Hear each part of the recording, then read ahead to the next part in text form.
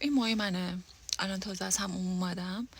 میخوام که به یه روش بدون نیاز به حرارت موهامون رو کرلی کنیم. حالا چطوری؟ نیاز به 2 تا جوراب داریم. جورابا بلند باشه.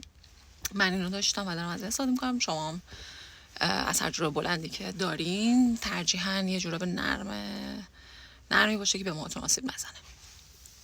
بگیرید، موها رو شونه میکنیم که هیچ در واقع چیزی نداشته باشه، گره میره چیزی. بعد جلوی سر رو جدا میکنیم. حالا به هر روشی که شما خودتون بلدین، چون منم بلد نیستم.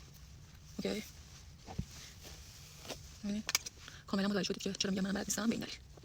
خب اینو شونه میکنیم. من فکر کنم زیادم برداشتم. از اینجا یکم میدم پایین، از اینجا میدم پایین. آها.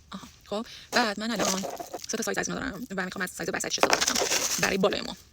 حالا شما اگه از اینا ندارین، واقعا نمیدونم باید چیکار کنید دیگه.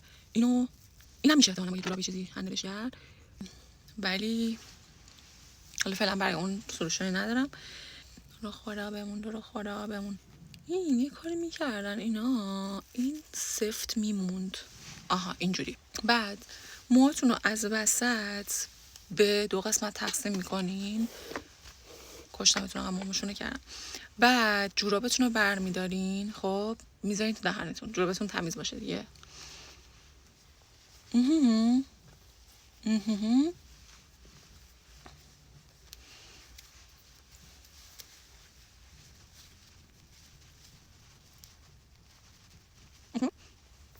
بعد اینو میدین به این، یعنی میذارین رو نوک موهاتون.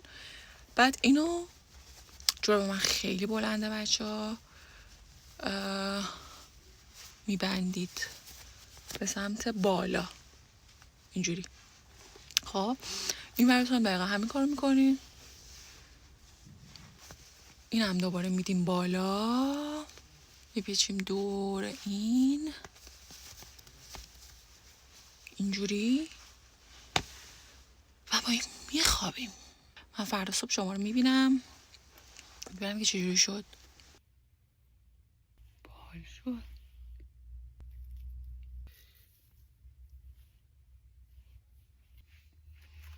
بله، منو صدا کردین. خیلی باحال شد برای مویی که با جوراب درست کردیم. خب شما هم این روش رو تو خونه امتحان کنید، بهم بگید که چطور شد، دوست داشتین یا نه، و اینکه چیکار کردین که این بینگولاتون بیشتر موند. منم حتما دوباره این روش امتحان میکنم، سعی میکنم بهترش کنم و میام آپدیتتون میکنم.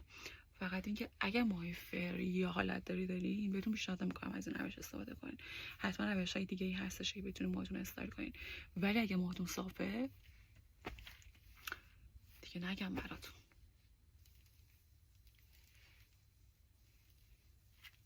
من که همینطور چسبیدم به آینه دارم خودمو نگاه میکنم.